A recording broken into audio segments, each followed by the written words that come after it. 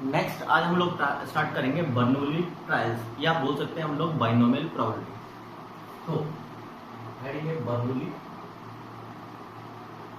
Trial and binomial probability. तो सबसे पहले हम लोग बात करते हैं बर्नौली ट्रायल्स होता क्या है। पहले हम लोग बात करते हैं बर्नौली ट्रायल्स होता क्या है। तो हम लोग सबसे पहले इसकी डेफिनेशन कंसीडर करते हैं। When an experiment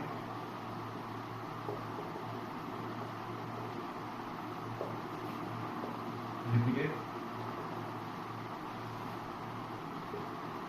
then it considered as trial and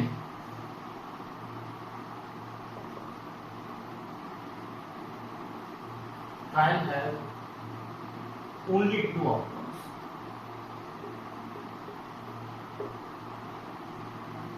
Referred as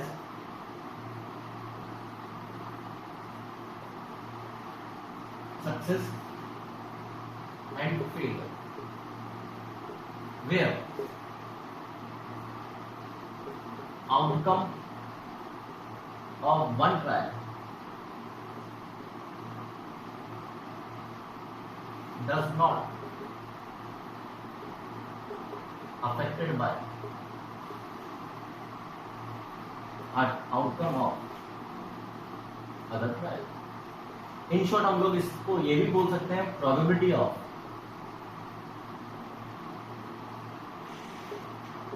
success और failure does not change bye trials. Then such trials, such independent trials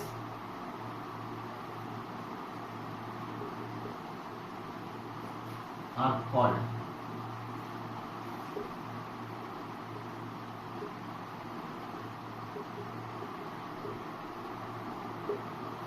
सबसे पहले हम लोग बात करते हैं बर्नौली ट्रायल होता क्या है, प्रोबेबिलिटी में इसका यूज कैसे आता है वो अभी बात करेंगे हम लोग। तो सबसे पहले बात करते हैं बर्नौली ट्रायल होता क्या है। जब भी हम लोग किसी भी एक्सपेरिमेंट को रिपीट करते हैं, बार बार रिपीट करते हैं, अब उस एक्सपेरिमेंट को रिपीट करने में एक खास बात होनी चाहिए कि उस एक्सपेरिमेंट के सिर्फ दो आउटकम होने चाहिए। दो आउटकम है तो जनरली हम लोग उसको बोलते हैं सक्सेस एंड फेलियर। कोई सी भी तरह के दो आउटकम हो हम लोग उसको नाम कैसे देंगे फिर, सक्सेस एंड फेलियर, कैसे वो बताऊंगा। तो हम बेसिकली ये बोल सकते हैं कि हर एक आउटकम का अगर हर एक ट्रायल का सिर्फ दो ही आउटकम है, क्या, सक्सेस और फेलियर हम लोगों ने बोल दिया। उन सक्सेस और फेलियर की खास बात ये है कि आप ट्रायल्स को रिपीट कर रहे हो, उनकी प्रोबेबिलिटी चेंज नहीं होनी चाहिए, यानी कि एक का आउटकम दूसरे ट्रायल के आउटकम से इफेक्ट नहीं होना चाहिए। फॉर एग्जाम्पल मान लो कि मैं एक कॉइन को टॉस कर रहा हूं। कॉइन को टॉस करने में हमारे पास आउटकम कितने हैं, दो। कौन कौन से, हेड और टेल, यस और नो। तो हम लोग बार बार कॉइन को टॉस कर रहे हैं, बार बार टॉस कर रहे हैं। अब बार बार टॉस करने में मैं क्या ये बोल सकता हूं क्या कि एक ट्रायल के अंदर जो भी हेड आने की या टेल आने की प्रोबेबिलिटी है, बार बार रिपीट करने से उनकी चेंज हो जाएगी, ये प्रोबेबिलिटी नहीं चेंज होगी। तो इन इंडिपेंडेंट ट्रायल्स को हम लोग क्या बोलते हैं, बर्नौली ट्रायल्स। सबसे पहली बात तो इन इंडिपेंडेंट ट्रायल्स को हम क्या बोलते हैं, बर्नौली ट्रायल। मान लो आप लोगों ने एक डाई थ्रो कर, अब एक डाई थ्रो करने में आप लोगों ने बोला कि प्राइम नंबर आना एक इवेंट कंसिडर करो, तो हम लोग एक काम करेंगे, इसी को सक्सेस बोल देंगे। इस इवेंट को हम लोग क्या बोल देंगे, सक्सेस। यानी कि प्राइम नंबर आया तो ये हमारी सक्सेस, और प्राइम नंबर नहीं आया तो ये फेलियर। अब आप डाई को बार बार थ्रो कर रहे हो, तो सोचकर देखो क्या सक्सेस की प्रोबेबिलिटी या फेलियर की प्रोबेबिलिटी रिपीट करने से चेंज हो रही है, क्या नहीं हो रही। तो इन ट्रायल्स को हम लोग क्या बोल सकते हैं, बर्नौली ट्रायल। तो ये उसकी डेफिनेशन होती है। अब इस पूरी को मैं पॉइंट्स की फॉर्म में समराइज कर रहा हूं, यहां से देखिए, पहले तो ये देख लो, बात करें।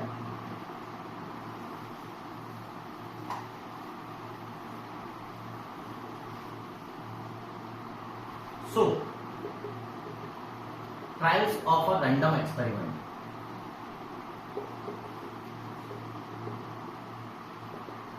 are called Bernoulli's trial. If first part, हम लोग किसी भी रैंडम एक्सपेरिमेंट के ट्रायल्स को बर्नौली ट्रायल कब नाम देंगे, बर्नौली का स्पेसिफिक नाम क्यों बोलना चाह रहे हैं हम लोग वो मैं बताऊंगा। तो बर्नौली ट्रायल कब दे पाएंगे? पहली बात तो जो भी आप ट्रायल्स कर रहे हो वो फाइनाइट नंबर होने चाहिए। तो हम लोग सबसे पहली चीज तो क्या बोलेंगे, there are finite number of trials. Second point, हम लोग ये बोल सकते हैं कि हर एक आउटकम, हर एक ट्रायल के अंदर सिर्फ 2 ही आउटकम होने चाहिए। कौन से? Success and failure. Each outcome, sorry each trial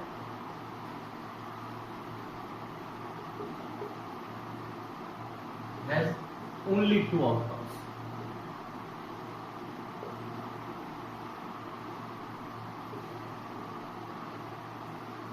Success and failure.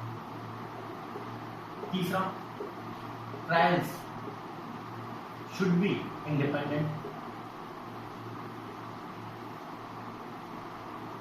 Independent का मीनिंग क्लियर हो रहा है? एक ट्रायल का इफेक्ट दूसरे ट्रायल पे ना आए। And then last 4, probability of success does not change by, हम लोग probability of success does not change by trials, कि उसकी probability, सक्सेस की probability चेंज नहीं होनी चाहिए। तो इन शॉर्ट हम लोग ये बोल सकते हैं किसी भी ट्रायल्स को आप लोग बर्नौली ट्रायल का नाम दोगे, पहला एक तो फाइनाइट नंबर ट्रायल होना चाहिए, दूसरा ईच ट्रायल के अंदर सिर्फ 2 आउटकम होने चाहिए, सक्सेस और फेलियर। कोई दूसरे भी है तो हम लोग इसको इसकी फॉर्म में बोल सकते हैं, लेकिन कैसे वो हमको ये सोचना पड़ेगा। ट्रायल शुड बी इंडिपेंडेंट, एक का इफेक्ट दूसरे पे नहीं आना चाहिए, और probability of success remains same in each trial. हर एक ट्रायल के अंदर प्रोबेबिलिटी सेम होनी चाहिए, किसकी? सक्सेस की बोलो या फेलियर की। अब बात करते हैं इसका यूज कैसे आता है प्रोबेबिलिटी के अंदर, बात करेंगे। तो हम लोग इस वाली प्रोबेबिलिटी का नाम देते हैं बेसिकली बाइनोमियल प्रोबेबिलिटी।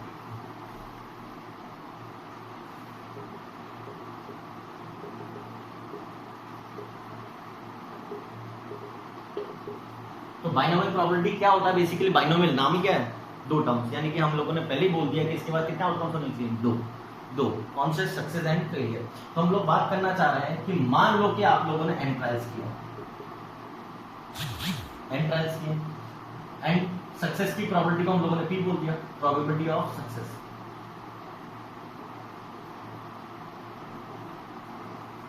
फेलियर की प्रोबेबिलिटी को हम लोगों ने क्यू बोल दिया।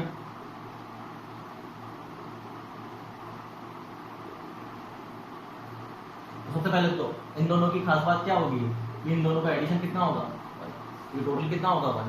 हम सिर्फ 2 ही केस बता रहे हैं, या तो सक्सेस होगी या फेलियर होगा। आप सोच कर देखो, मान लो आप लोगों से ये बोला जाए कि आपने एन ट्रायल्स करें, फॉर एग्जाम्पल हम लोगों ने एक कॉइन को 5 बार उछाला, 5 बार उछाला, और आप लोगों से पूछ लिया जाए कि नंबर ऑफ हेड 1 आने चाहिए। नंबर ऑफ हेड कितने आने चाहिए? 1।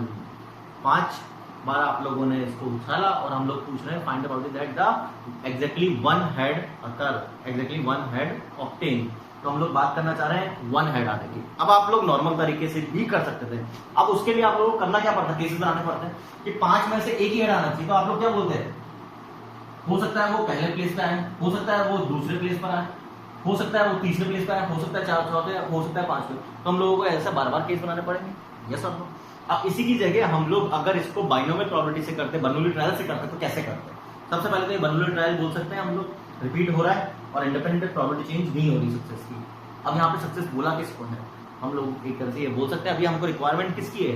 हेड आने की। हम लोगों ने एक काम करा कि इसको ही सक्सेस बोल दिया कि किसी भी कॉइन टॉसिंग में हेड आना सक्सेस है, ऑटोमेटिकली फेलियर क्या हो जाएगा? टेल आना। तो 2 आउटकम हो गए पहली चीज। तो अब आप लोगों को बोला गया आपने ट्रायल्स करे 5 और आपको चाहिए कितने हेड्स? 1।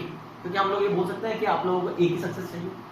तो इन जनरल इसका फॉर्मूला होता है कि अगर हम लोग एन ट्रायल्स कर रहे हैं और 8 सक्सेस कर रहे हैं, 8 सक्सेस चाहिए, तो उसका एक जनरल फॉर्मूला होता है। पहले हम लोग इसकी बात करेंगे कि अगर 5 में से 1 सक्सेस चाहिए होती तो क्या करते हैं।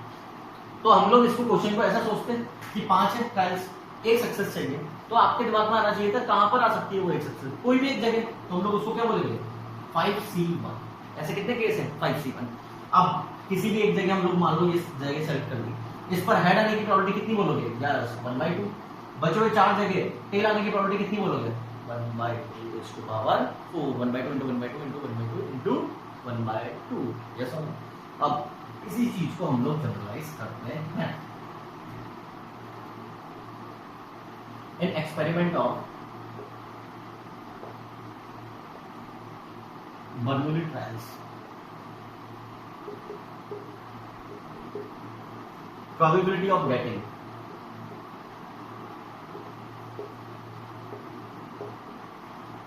R success in N trials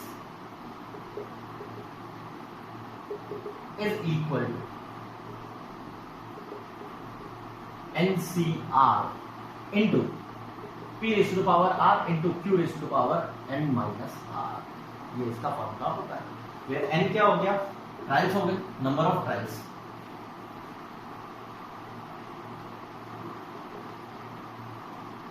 P probability of success, Q probability of failure, और इन दोनों की खास बात क्या होगी? P plus Q equal to 1।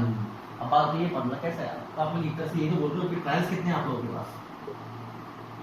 N। Yes और नो? आपको सक्सेस कितनी चाहिए? R।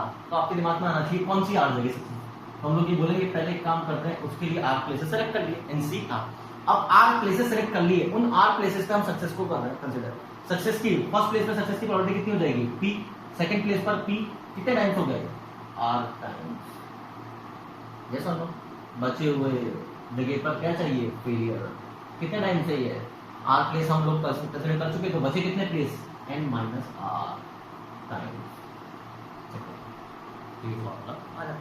अब इसका यूज कैसे करता है वो मैं आपको बताता हूं। चलिए एक बार बढ़ा के हम लोग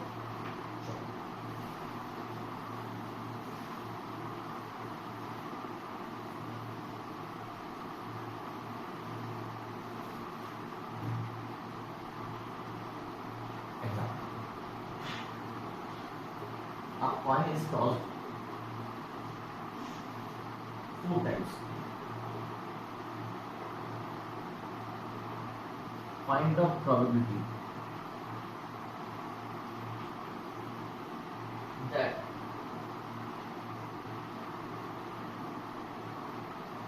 it falls head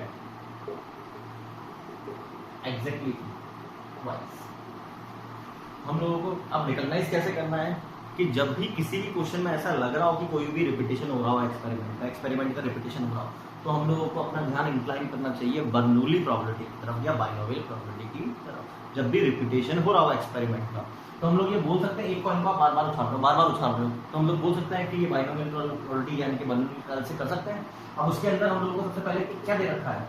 एन कितना दे रखा है? नंबर ऑफ ट्रायल्स कितना दे रखे हैं? तो सक्सेस ऑफ प्रोबेबिलिटी हम लोग सक्सेस किसको दे देते हैं? Hand counts. तो प्रोबेबिलिटी ऑफ सक्सेस कितना हो जाएगा? 1/2 मिल गया। अब हम लोगों को चाहिए क्या? Probability of exactly 2 times. Yes और नो? क्या हम लोग इसको ये बोल सकते हैं? R कितना है? 2। तो हम लोग क्या बोल सकते हैं? 4C2 इनटू सक्सेस की probability 1/2 raise to the power 2 into failure की क्या हो जाएगी ऑटोमेटिकली? 1/2 की power n minus R। 4C2 की वैल्यू होती है 6, 1/16 तो 3/8। चलो बात करें आगे हम लोग next. A pair of dice thrown 5 times ऊपर लिखो इसको।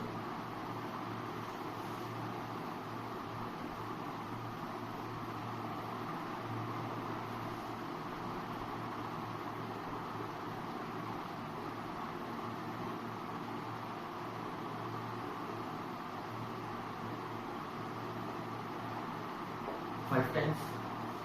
Find the probability of getting R.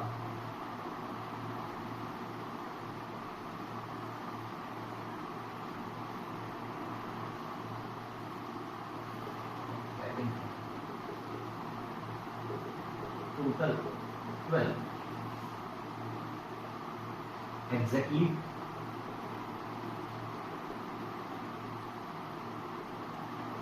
5. Where total is defined as multiply the numbers on both dice। सबसे पहले क्वेश्चन पढ़ो। क्वेश्चन में क्या बोला गया है कि हम लोग दो डाई को एक साथ रोल कर रहे हैं। क्लियर? दो डाई को एक साथ रोल करा है और कितनी बार रोल करा है हम लोगों ने? 5 बार। तो क्या हम लोग ये बोल सकते हैं बाइनोमियल ट्रायल्स है? यस और नो। अब इसमें उसने पूछा किसकी probability, find the probability of getting a total of correct. Total का हम जनरल मीनिंग क्या बोलते हैं? समेशन। लेकिन यहां पर इसने टोटल की डेफिनेशन चेंज कर दी। यहां पर उसने क्या बोला? Where total is defined as multiplying the number on the board die. Basically इसने आपके बाद टोटल का मतलब सम नहीं बोला, इसने टोटल का मतलब क्या बोला? मल्टीप्लिकेशन। तो सबसे पहले तो आप लोग मेरे को ये बताओगे कि नंबर ऑफ ट्रायल्स कितने हैं? यस, n इक्वल टू कितना है? 5। अब हम लोग बात कर रहे हैं टोटल कितना है? सक्सेस किसको बोला है इसने? टोटल 12। और 12 का मीनिंग कितना है? a into B equal to 12। तो अब आप लोग मेरे को ये बताओगे कि a और b क्या क्या आ सकता है? डाई के हिसाब से सोचे। फर्स्ट डाई के ऊपर 1 और दूसरे के ऊपर कोई पॉसिबल है ऐसा जिससे मल्टीप्लिकेशन 12 आ जाए? नहीं। फर्स्ट डाई के ऊपर 2, दूसरे के ऊपर 6। फर्स्ट डाई के ऊपर 3, दूसरे के ऊपर 4। जैसा नो। फर्स्ट डाई के ऊपर 4, दूसरे के ऊपर 3। फर्स्ट डाई के ऊपर 5 पॉसिबल नहीं है। फर्स्ट डाई के ऊपर 6, दूसरे पर 2। और कोई पॉसिबिलिटी है? नहीं। तो मैं आप लोगों से सबसे पहले ये पूछूंगा probability of success. p equal to कितने आउटकम्स आ गए? 4 और टोटल कितने होते हैं? 36। That means 1/9। तो प्रोबेबिलिटी ऑफ फेलियर कितना हो जाएगा? 8/9। अब आप लोगों को ये बताओ कि नंबर ऑफ सक्सेसेस कितने थे? कितनी बार चाहिए? तो क्या टाइम, यानी कि हमको कितनी सक्सेस चाहिए? तो आंसर कितना आएगा? NCR n कितना है? 5 CR p की पावर p कितना है? 1/9 whole to power into 8/9 whole to power 2। इसकी वैल्यू होती है 10, इसकी value 64 upon 9 to the power 5। चलिए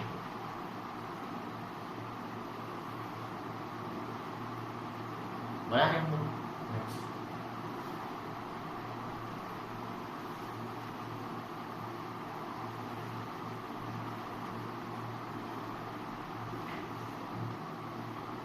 A die is thrown 10 times.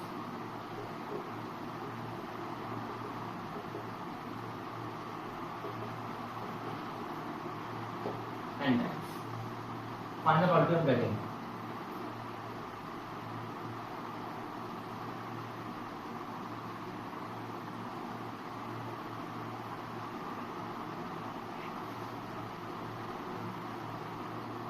Two.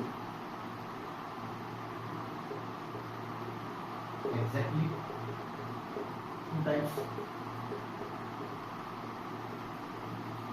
3. Exactly 3 times. And a number greater than 4. Number greater than 3.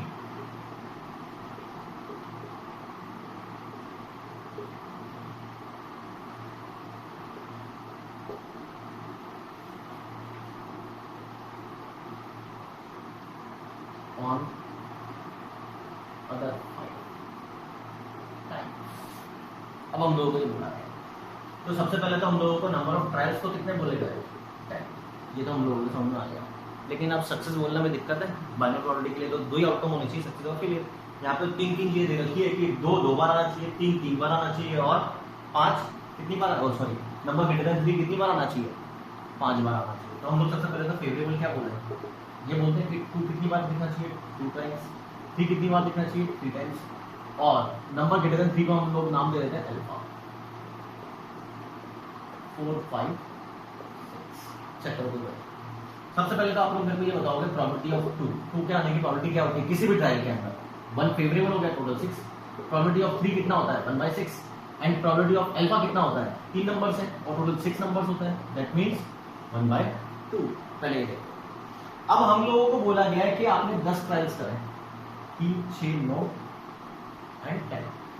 अब आप लोगों को बोला गया है कि हमको प्रोबेबिलिटी निकालनी है। इन 10 ट्रायल्स में से 2 कितनी बार आना चाहिए? 2 टाइम्स।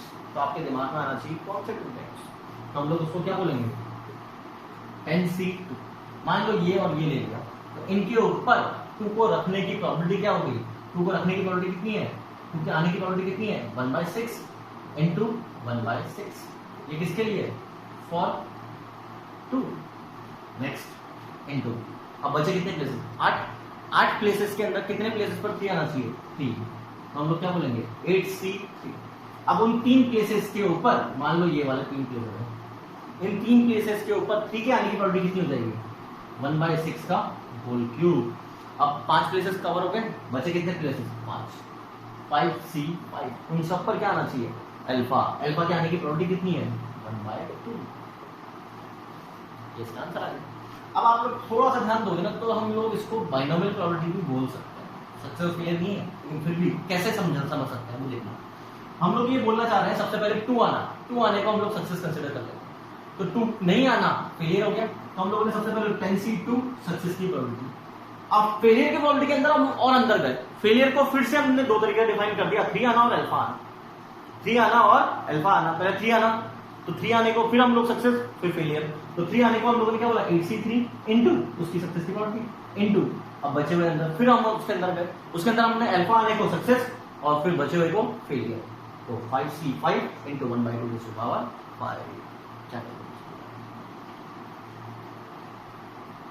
बना गया। तो next,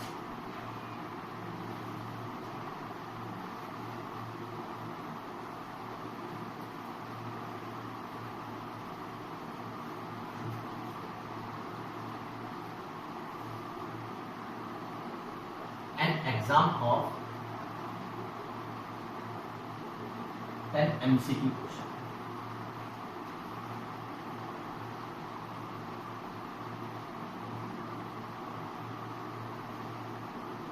Each question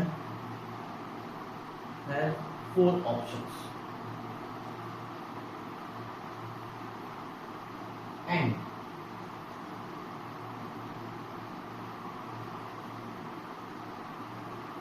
one or more than one option may be correct.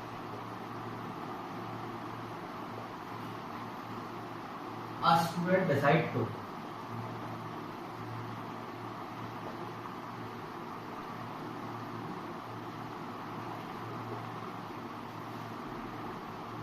mark the answer at random.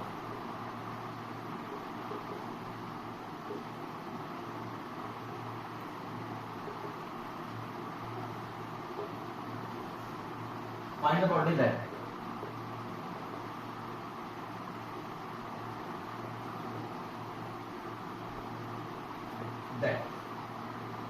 he gets not more than 10% marks in the paper.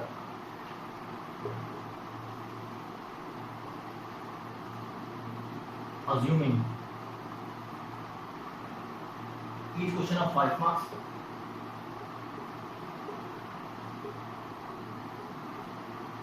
and -1 for each wrong answer.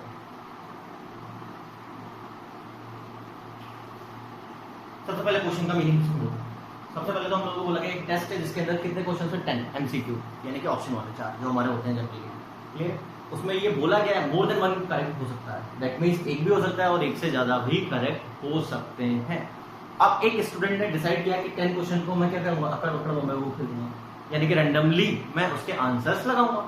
अब randomly answers लगाऊंगा, उसके बाद हम लोगों को problem निकालनी है कि उसके 10% से ज्यादा मार्क्स ना आए, 10% से ज्यादा मार्क्स ना आए, यानी कि उसके मार्क्स कितने आ सकते हैं? 10% या 10% से कम। इसके मार्क्स कितने आ सकते हैं? 10% या 10% से कम। क्लियर?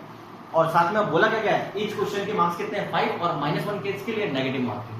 तो सबसे पहले ये बताओ टोटल मार्क्स कितने हैं?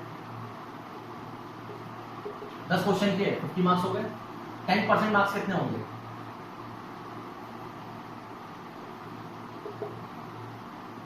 ऑफ 50 दैट इज 5, यानी कि उसके 5 या 5 से कम आने चाहिए, 5 से ज्यादा नहीं आ सकते। अब बात आती है इसमें सक्सेस किसको बोलेंगे, ये बर्नौली कैसे है, ये सब। तो क्या मैं ये बोल सकता हूं क्या, हर एक क्वेश्चन को एक ट्रायल दे दूं, क्वेश्चन को मैं अटेंड कर रहा हूं, ये ट्रायल हो गया, दूसरा क्वेश्चन अटेंड कर रहा हूं, दूसरा ट्रायल, तीसरा ट्रायल, चौथा ट्रायल, सही होना उसको क्या बोल देंगे सक्सेस, और आंसर गलत होना है उसको क्या बोल देंगे हम लोग, फेलियर। यस और नो, सक्सेस किसको बोल देंगे, उस क्वेश्चन को सही होना, और फेलियर किसको बोल देंगे, उसका गलत होना। अब हम लोगों को सबसे पहले तो क्या बात करनी है, नंबर ऑफ ट्रायल्स। सक्सेस किसको बोला गया है हम लोगों ने, answer is correct. Number of trials कितने, equal to number of question, that is equal to 10। Clear. अब आप लोग मेरे को पहली चीज ये बताओगे, मान लो कि उसके 4 ऑप्शन एबीसी, टोटल वेज कितने अटेम्प्ट करने के,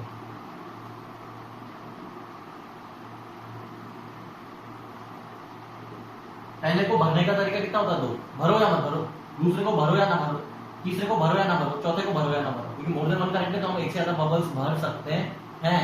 तो इसका मतलब टोटल तरीके कितने हो गए, 16। But student decide to mark all question, so total ways कितने हो गए, अब कितने हो गए, 16 माइनस 1।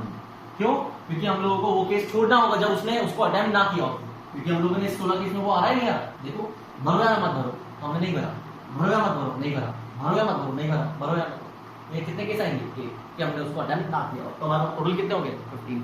आप सोचकर देखो, हम लोगों ने जो भी तरीके से आंसर अटेम्प्ट किया, सही होने का कितने तरीके होते हैं, एक ही तरीका होता है। इसका मतलब हम लोग ये बोल सकते हैं प्रोबेबिलिटी ऑफ सक्सेस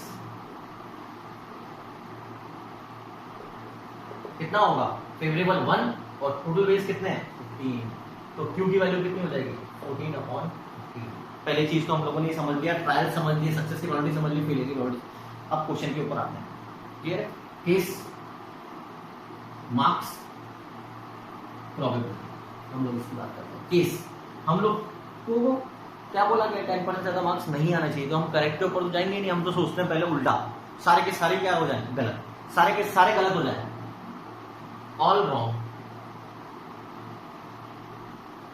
तो हम लोग इसको क्या बोलेंगे, कितने मार्क्स आएंगे, -10। एक्सेप्टेबल है, यस। अब इसकी प्रोबेबिलिटी, ऑल रॉन्ग का मतलब क्या, आप लोग ये बोल सकते हो क्या, कितनी सक्सेस, 0 सक्सेस, एक भी सही नहीं हुआ, 0 सक्सेस की प्रोबेबिलिटी क्या होती है, 10C0। P कितना है, 1/15 की पावर 0, 14/15 की पावर 10। एक बार चेक कर लो। दूसरा हम लोग बोले 9 रॉन्ग एंड 1 करेक्ट, इसका मतलब क्या होगा, 1 सक्सेस।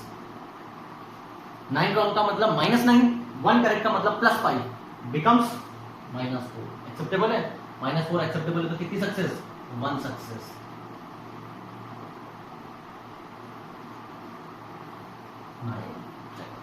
फिर अगला केस 8 रॉन्ग एंड 2 करेक्ट, यानी कि इसका मतलब हम लोग ये बोल सकते हैं ये कितनी सक्सेस है, 2 success. 8 wrong -8 marks, 2 correct +10 marks, कितना आ गया, 2। एक्सेप्टेबल है, तो 2 सक्सेस का फॉर्मूला।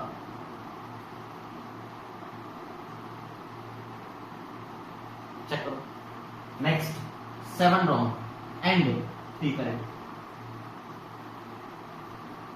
7 रॉन्ग का मतलब -7, 3 करेक्ट का मतलब +15, 15 में से 7 गया तो +8। लेना है क्या, नहीं, इसके आगे जाएंगे क्या, नहीं।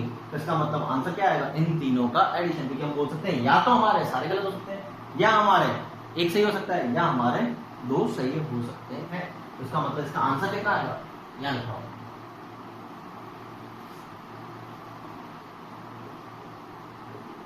टेन सी नॉट की वैल्यू 1, 14/15 की पावर 10 प्लस 10C1 की वैल्यू 10, 14 की पावर 9/15 की पावर 10 प्लस 10C2 की वैल्यू 10 × 9 5, 45, और ऊपर आ जाएगा 14 की पावर 8/15 की power 10 into 8।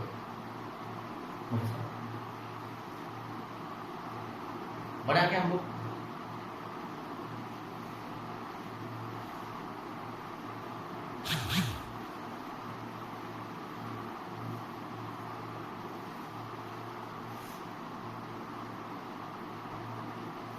Next in a hurdle race.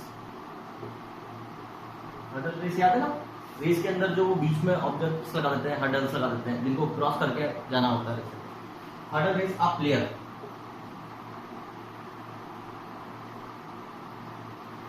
Has to cross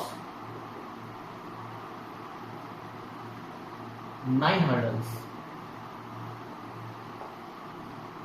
The probability of clearing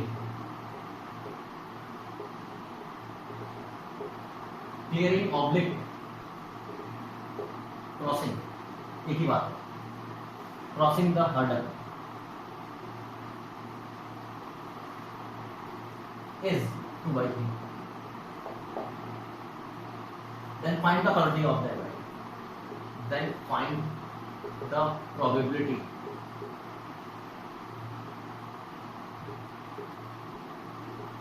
of the event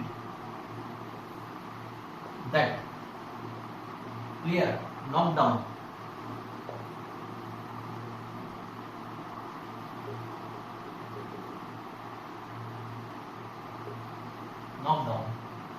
in fewer than 2 hurdles.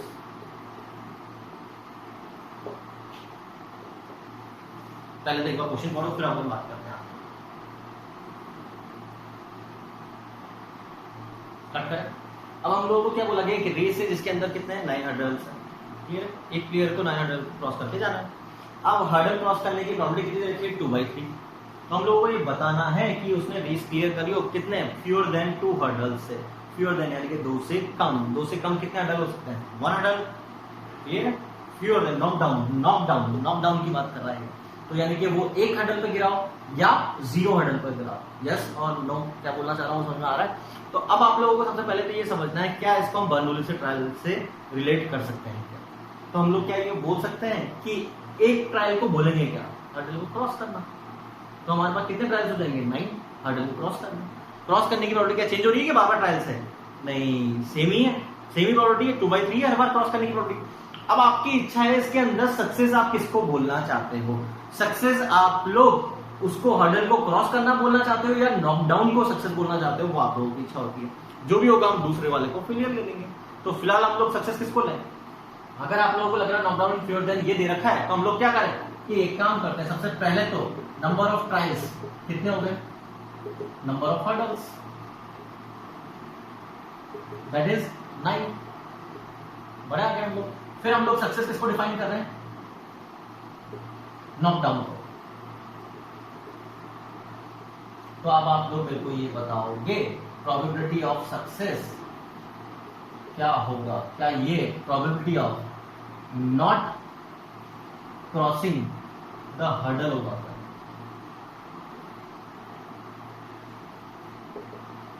Crossing the hurdle कितना है? 2/3। तो नॉट क्रॉसिंग कितना हो जाएगा? 1/3। तो Q की वैल्यू कितनी होगी? 2/3। अब आप लोगों को गिवन क्या है? फाइंड प्रोबेबिलिटी ऑफ कितनी सक्सेस? Fewer than 2 success.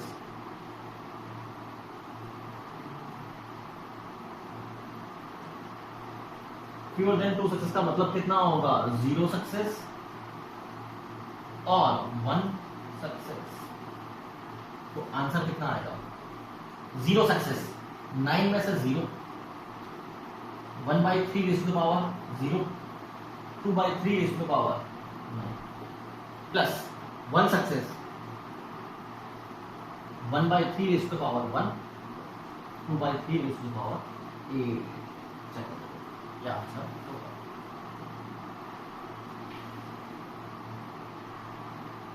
बड़ा है हम लोग। Next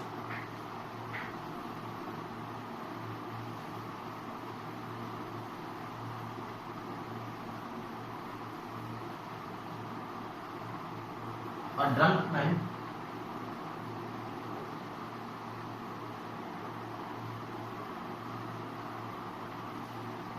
takes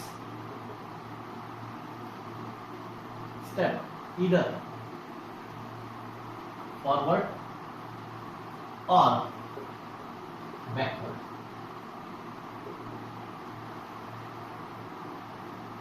find the probability that नहीं given that probability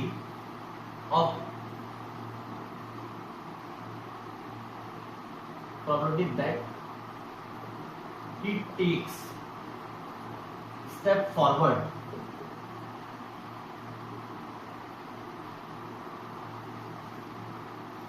is 2/5 at the end of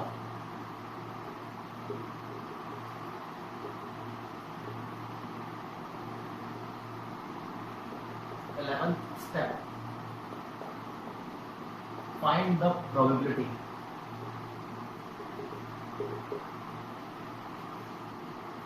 that he is just one step away from his starting point। पहले एक बार इस question को रीड करो।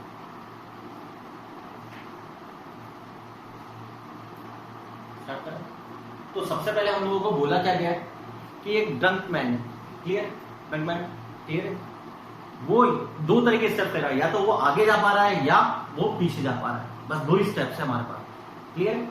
अब हम लोग इसको बर्नौली ट्रायल से कैसे कनेक्ट करेंगे? क्या हम लोग ये बोल सकते हैं एक स्टेप लेना, वो उसके लिए ट्रायल हो गया, वो तो उसके लिए ट्रायल ही हो गया, बहुत बड़ी बात है उसके लिए। तो अब स्टेप आगे लेना है या पीछे लेना, हम लोग उसमें डिसाइड कर लेंगे कि सक्सेस किसको बोले, आगे लेने को सक्सेस बोलेंगे या पीछे लेने को सक्सेस बोलेंगे। तो उसमें पहली चीज क्या बोला, वो फॉरवर्ड और बैकवर्ड आ रहा है, प्रॉपर्टी दे रखी है स्टेप आगे लेने की, कितने 2/5, यस और no. At the end of 11th step हम लोगों को बात करनी है, at the end of 11th step वो सिर्फ अपने स्टार्टिंग पॉइंट से एक ही स्टेप दूर होना चाहिए। अब उसने ये मेंशन किया है कि वो एक स्टेप कहाँ होना चाहिए, उसने बोला एक ही स्टेप दूर होना चाहिए। अब एक स्टेप हो सकता है वो आगे की तरफ दूर हो और हो सकता है वो पीछे की तरफ दूर हो। तो हम लोगों को सबसे पहले तो ये बताओ कि नंबर ऑफ ट्रायल्स कितने दिए, कितने स्टेप्स चलिए उसने, that is equal to 11। Check करो बेटा, बढ़ा के। अब हम लोग सक्सेस किसको डिफाइन कर रहे हैं, स्टेप फॉरवर्ड को। तो हम लोग ये बोल सकते हैं P इक्वल टू कितना दे रखा है 2/5, तो Q इक्वल टू कितना हो जाएगा 3/5। अब उसने पूछा क्या है, probability that he is one step away from starting point in 11th step। अब आप लोग मेरे को ये सोचकर बताओगे ये कब पॉसिबल है, क्या मैं ये बोल सकता हूँ कि 11th स्टेप में वो एक ही स्टेप दूर होना चाहिए? तो हम लोग ये बोल सकते हैं कि पहला केस बनाएंगे, हो सकता है वो एक स्टेप आगे की तरफ हो सकता है वो एक स्टेप पीछे की तरफ हो। आगे की तरफ एक स्टेप आगे कब होगा, सोच के बताओ। क्या हम ये बोल सकते हैं जब उसने नंबर ऑफ फॉरवर्ड वाली स्टेप्स एक ज्यादा ली हो? 11 के अंदर हम पार्टीशन कैसे करेंगे, 6 तो फॉरवर्ड स्टेप ली होगी और 5 बैकवर्ड स्टेप ली होगी, तो फाइनली कितना रहेगा, एक स्टेप आगे रहेगा, जैसा लो। दूसरी चीज बात कर रहे हैं हम लोग 1 स्टेप अबे, तो वो हो सकता है पीछे की तरफ भी हो, पीछे बैकवर्ड में एक स्टेप दूर होगा, तो इसका मतलब उसने बैकवर्ड वाली स्टेप ज्यादा ली होगी। 11 में बैकवर्ड वाली स्टेप ज्यादा ली होगी, तो इसका मतलब क्या निकलेगा कि 5 स्टेप तो उसने फॉरवर्ड ली होगी और 6 स्टेप उसने क्या करा होगा, बैकवर्ड लिया होगा। तो हम लोग इसको क्या बोलेंगे, probability of 6 forward and 5 backward plus probability of 5 forward and 6 backward. Check करो कुछ भी डाउट, इसका मतलब क्या ये बोल सकता हूं 6 सक्सेस, और इसका मतलब 5 सक्सेस। तो आंसर कितना आएगा, 6 सक्सेस, कितने ट्रायल से 11 C 6, 2/5 की पावर 6, 3/5 की पावर 5। फिर बात करते हैं हम लोग 5 सक्सेस की। 11c 5, 2/5 की पावर 5 प्लस 3/5 की इंटू 3/5 की पावर 6 चेक करो।